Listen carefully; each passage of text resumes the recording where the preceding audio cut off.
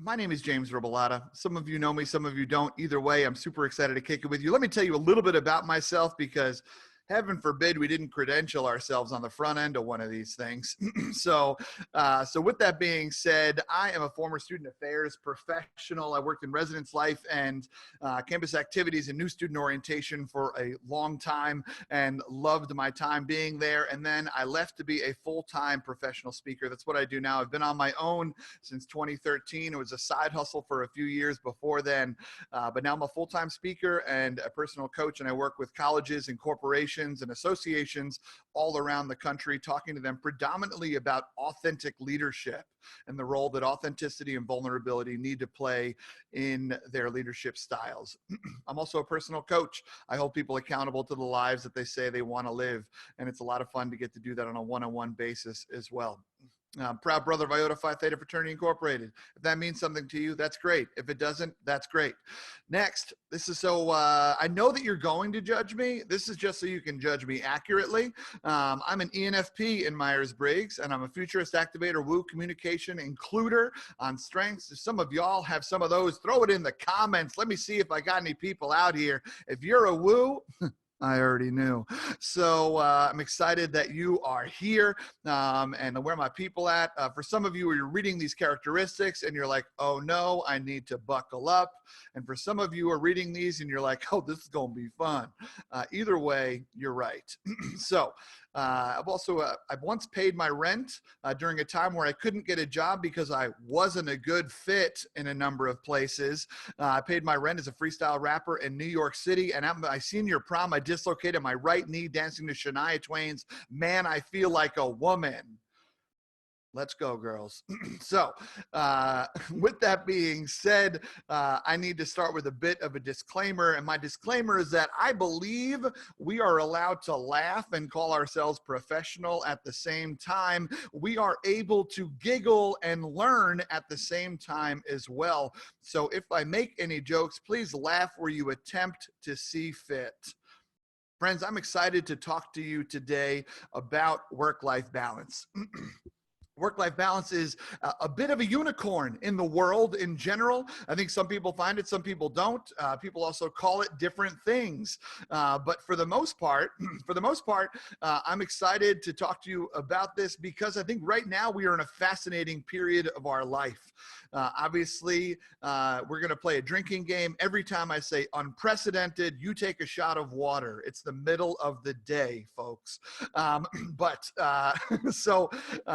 But I think that this is an interesting question because I think there are ways to still find work-life balance during this time, but I think that there are a number of reasons why we sometimes struggle with it. I think it's something we struggle with in general. A lot of times we let work define our success. We let work define who we are as people, or we let work be just that thing that we do in between having fun.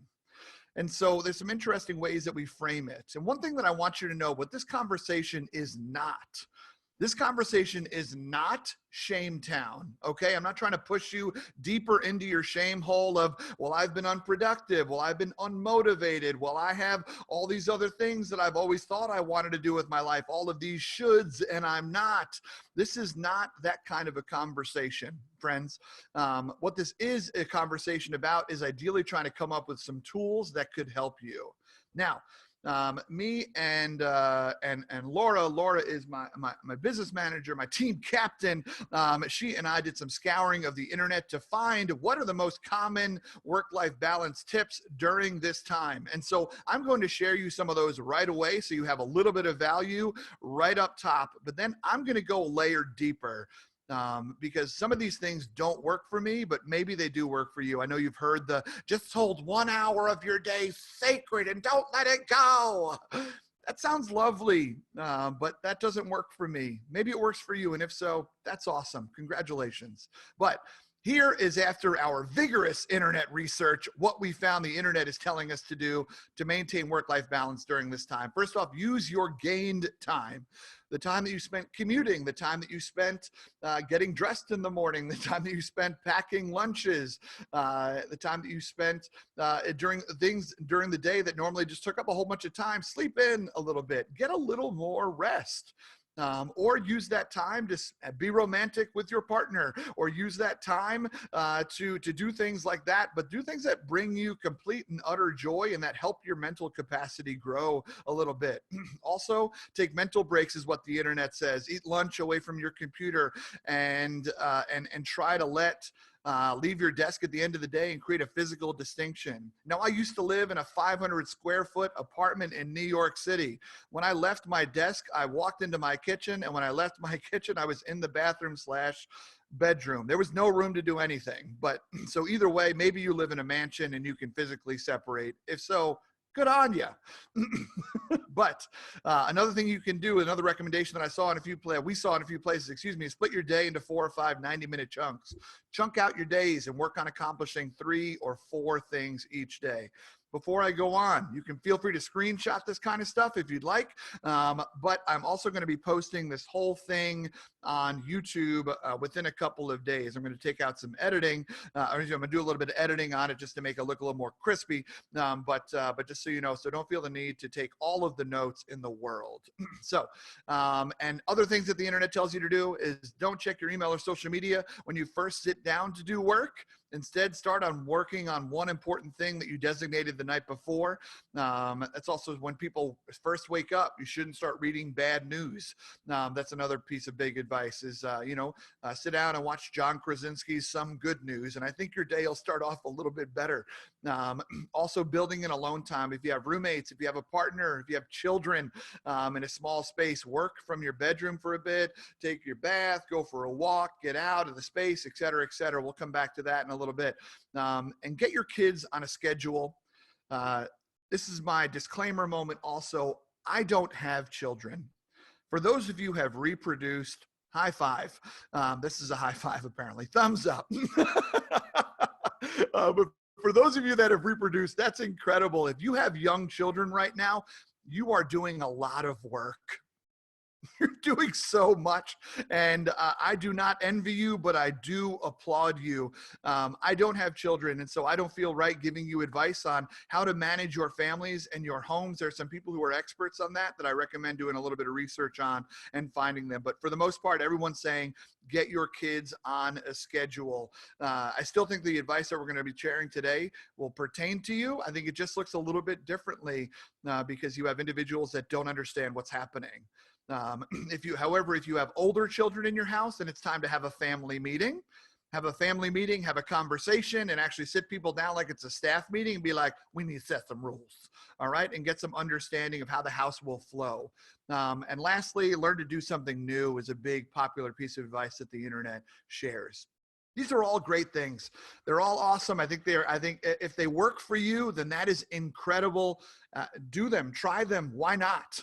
I think there are all ways to be successful in trying to find work-life balance. But, excuse me, I want to come up with a slightly different approach as well. So I don't know how many of you have ever heard of the third place principle. I don't know if you've heard of the third place principle. It was created by this social scientist named Ray Oldenburg, somewhere in the 80s, 90s era. He came up with this idea of that all humans should have a third place. And so I don't know what your third place could be, or maybe as you think about what third places are, that's what we're going to talk about today, because I think there's an interesting concept here in applying this idea to work-life balance. And so that's what I want to talk to you about. So one visual for what a third place looks like is essentially if your life, it just has work and home, you kind of teeter like this, right? But if you have a third place, you have that tripod, you have that stability. Your life feels a little bit more grounded.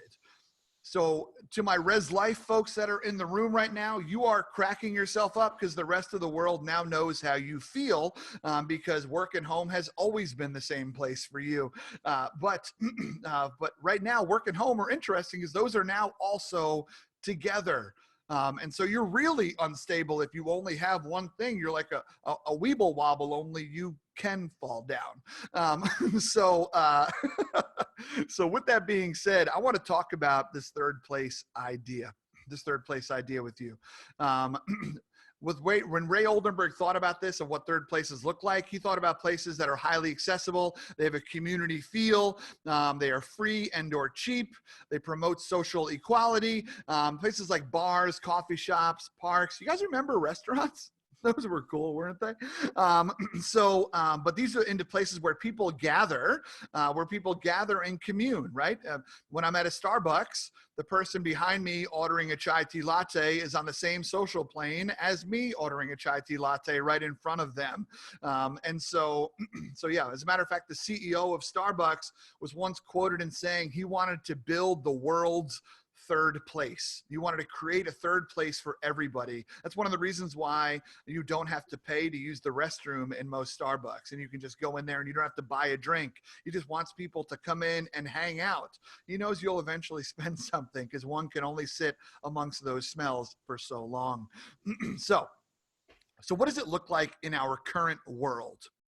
What does it look like in our current world and what it looks like today? I think our third places, obviously, they no longer look like bars and restaurants. They no longer look like gyms and things like that. They no longer look like theaters. If you do improv like I do or stand-up like I do, like they don't look like theaters anymore and things like that. For right now, that'll come back.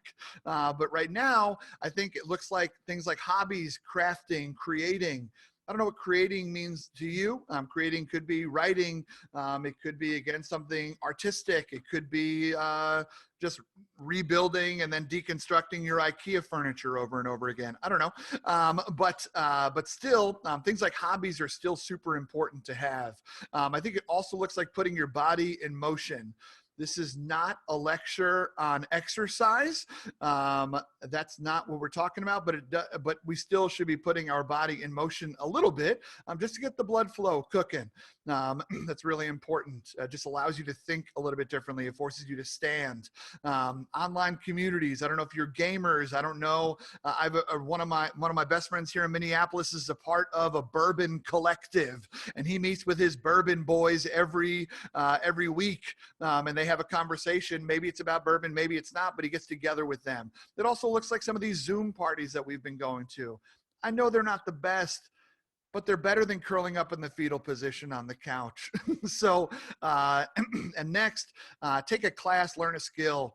There's obviously a ton of webinars out there that are going on. There's a bunch of free stuff, a bunch of paid masterclass type stuff, MOOCs online, things like that. There's a bunch of opportunities for you to learn a skill. One of my best friends, he works for NASA, and he decided to take up playing piano, and he had Amazon ship him a keyboard, like a Casio keyboard, and he's learning how to play piano.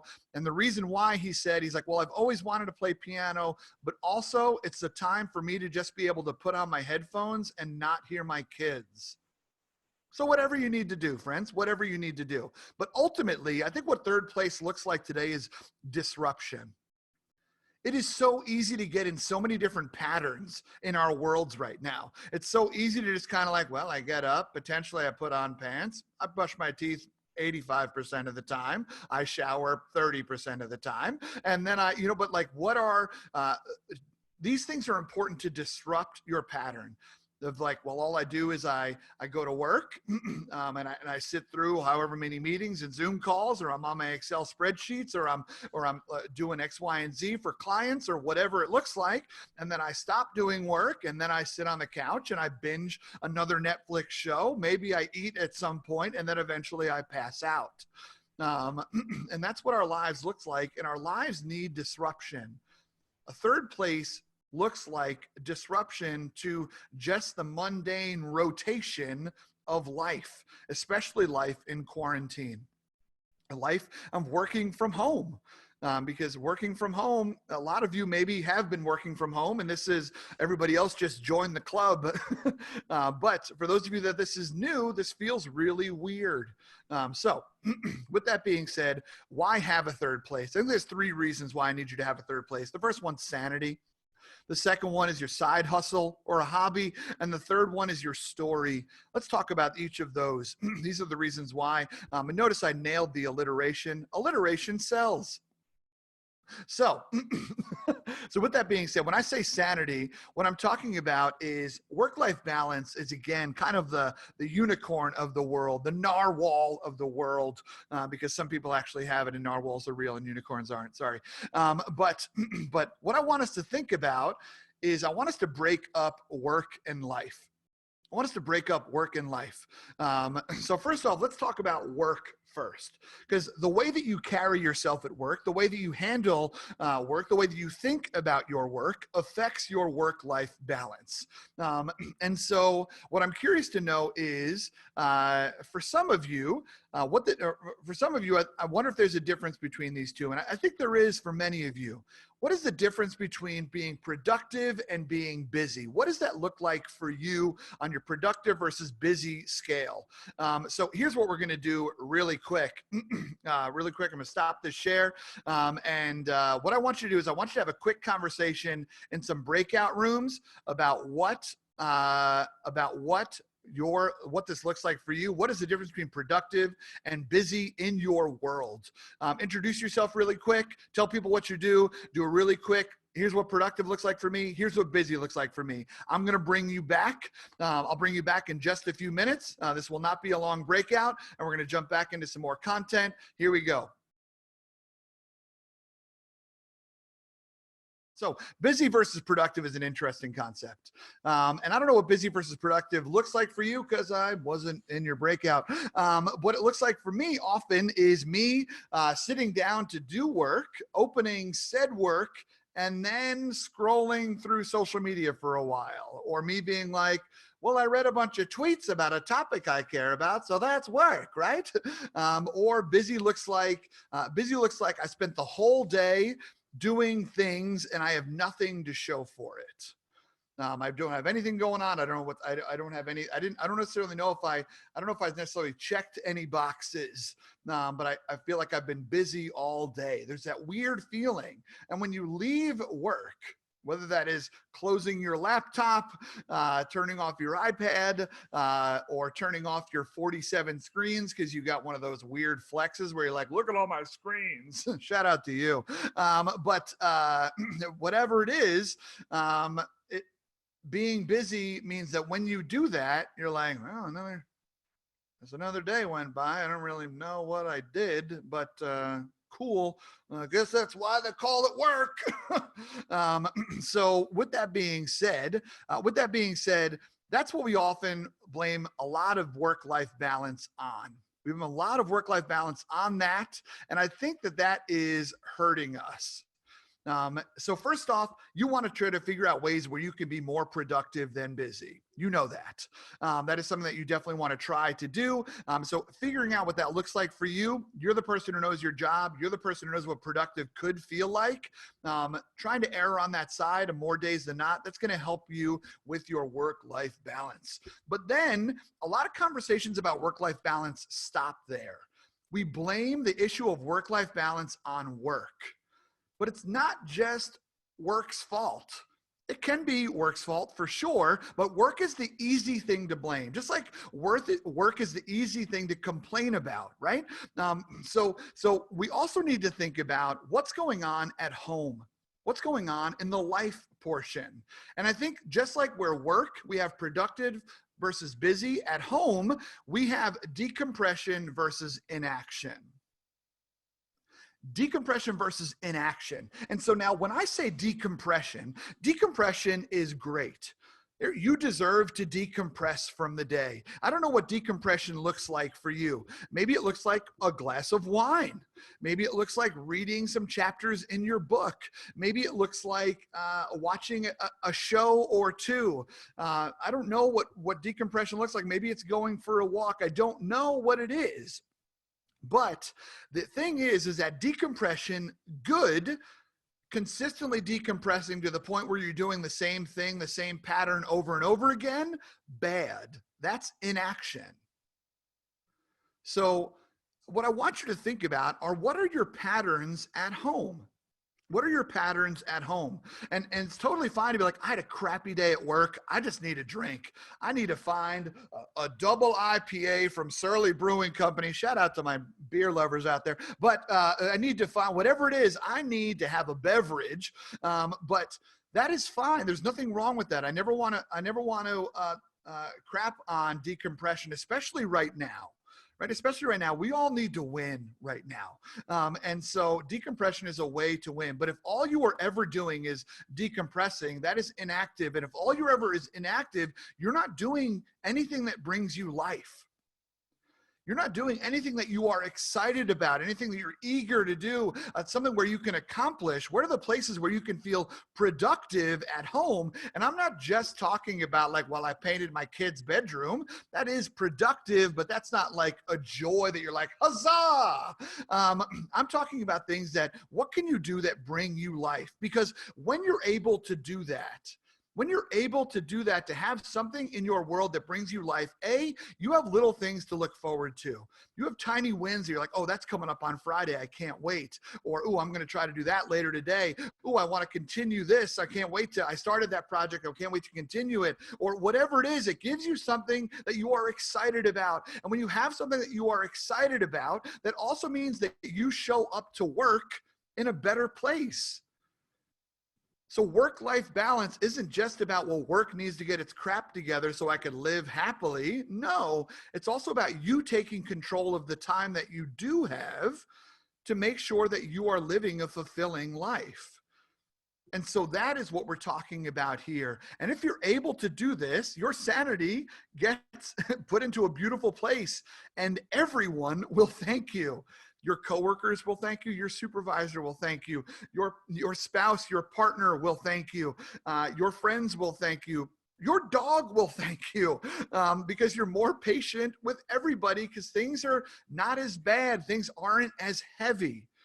So that is why I think finding a third place is really important. Another reason why finding third place is important is the idea of side hustle. And again, side hustle usually implies making money from this.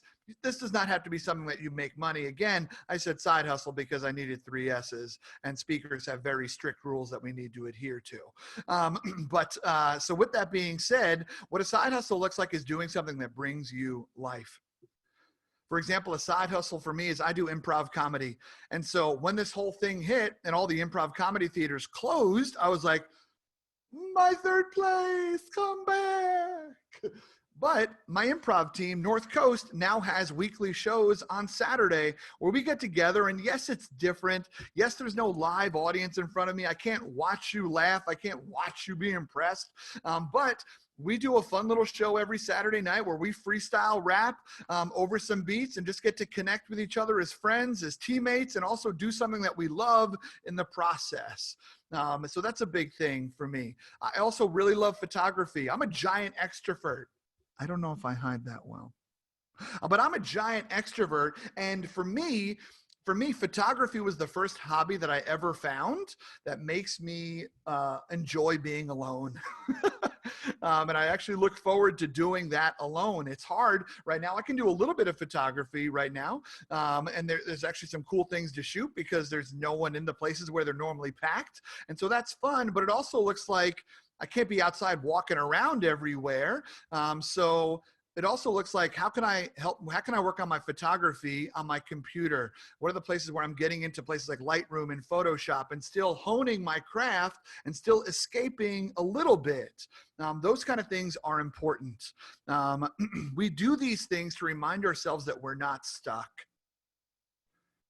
We have to remind ourselves that we're not stuck, that you have options in life. You have options of making yourself happy. You have options of bringing yourself joy. You have options of, there are other things in this world that you are good at or can get good at.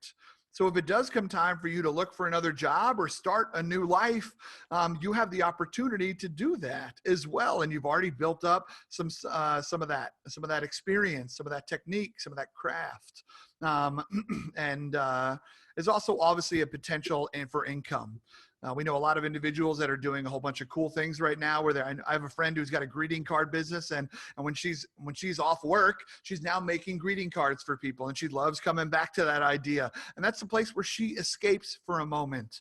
And she sells them to friends, and she's making a little bit of money now, but potentially it could be bigger money later. Speaking, for example, was a side hustle for me. If you are interested in being a speaker, this is a really great time to try.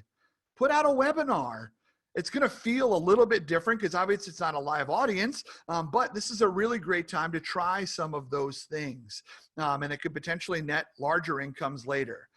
We talked about sanity. We talked about side hustle. Let's finish with story.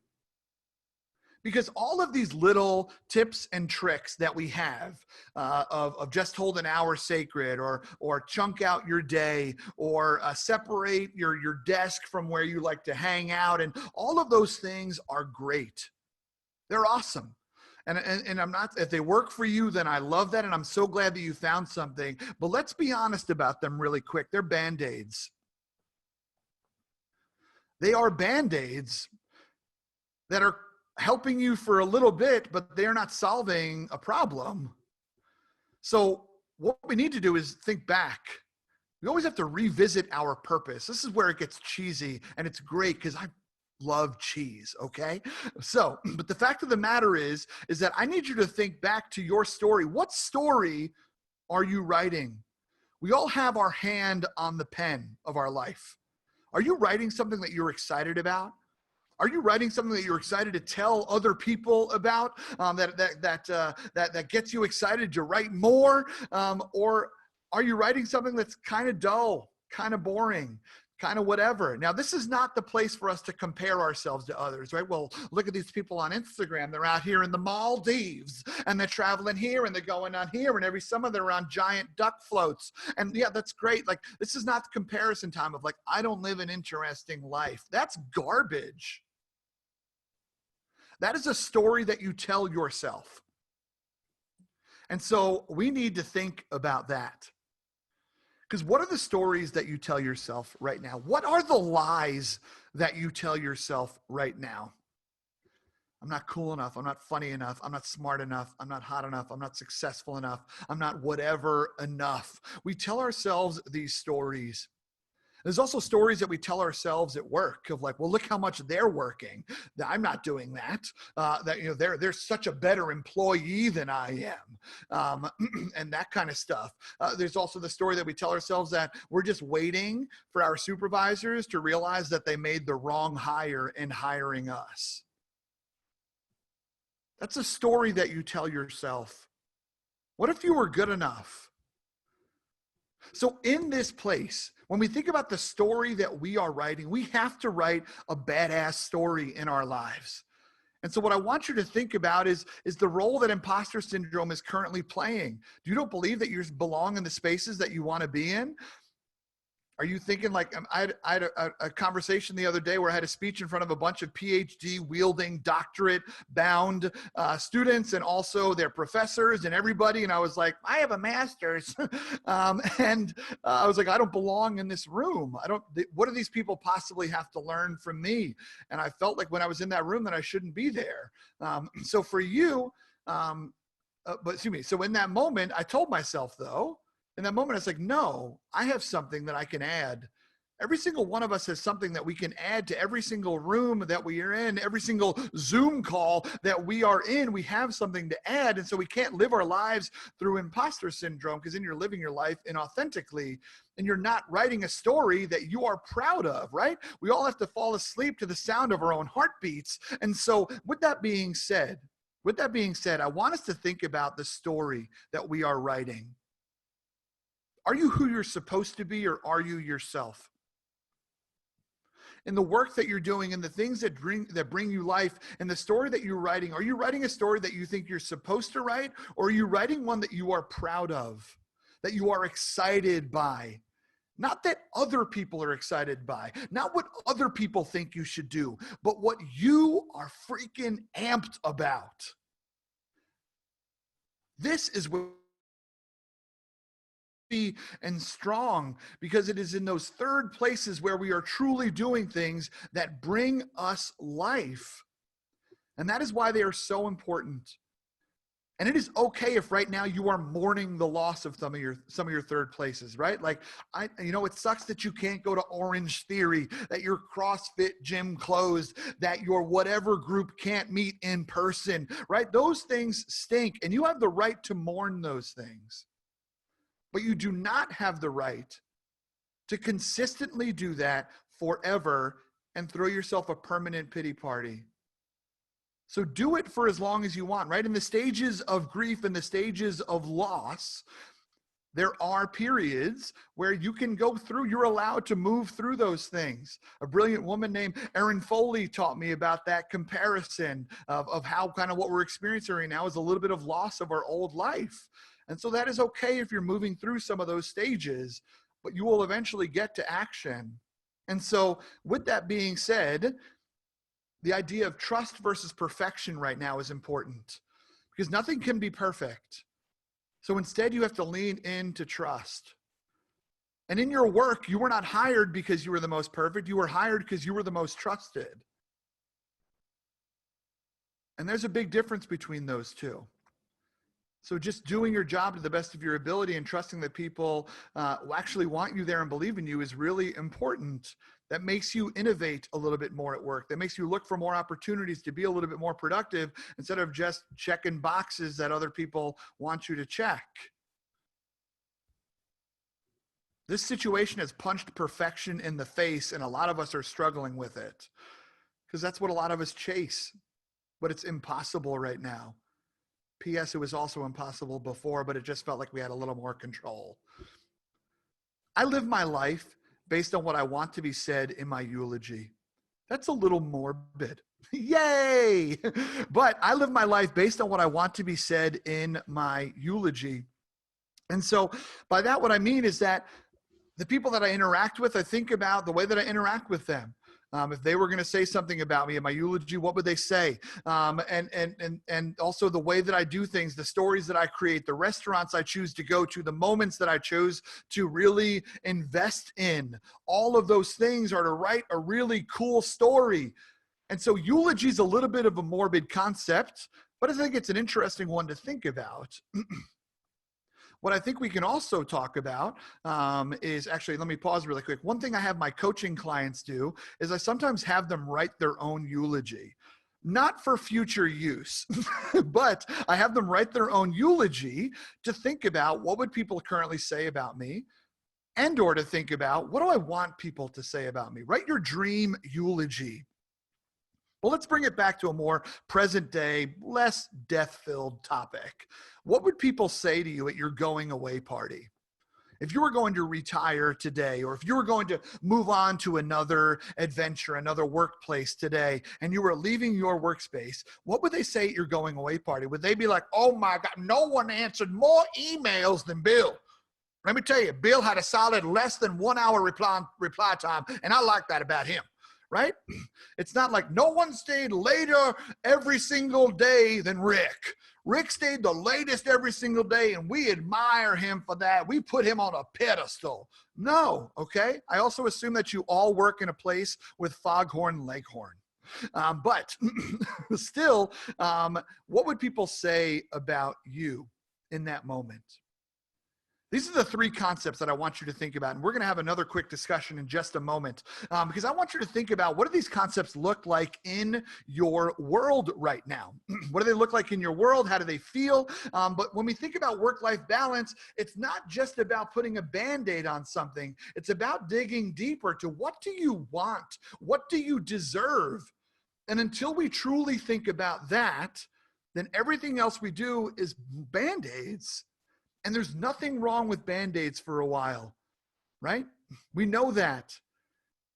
But you're the only person who has to fall asleep to the sound of your own heartbeat. And so when we think about that, Where can we do things that bring us a little bit of life right now? How can we use this opportunity when you are ready? It's okay if it's not today. It's okay if it's not tomorrow.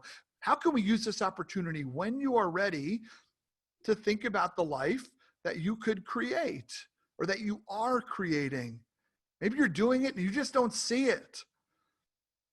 These are the moments that I want us to think about. And this is the way that I think we can start to look at work-life balance a little bit differently. Thank you so much. We're going to send you back to your breakout rooms here in less than a minute. And in your breakout rooms, what I want you to do is answer some questions.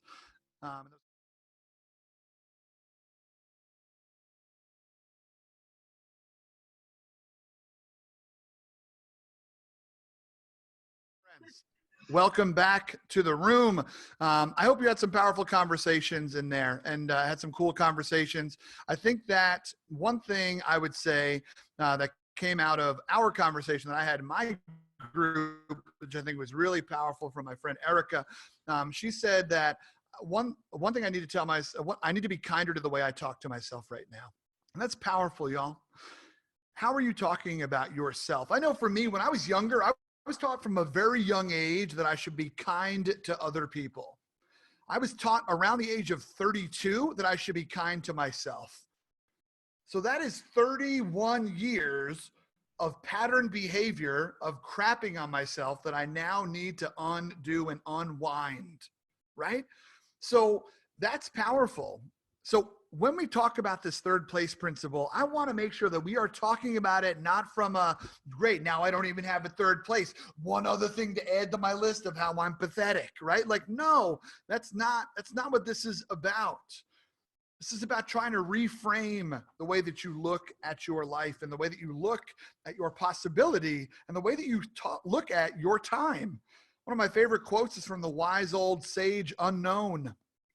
An unknown once said that you have time for what you make time for. And so where are the places where you can make a little bit more time, be a little bit more selfish? And it's not every day. It can't be every day. Maybe it can be for you in the world that you live in. I don't know, but for the parents in the world, it probably can't be. So with that being said, taking that time, finding ways to be a little bit selfish is super important. So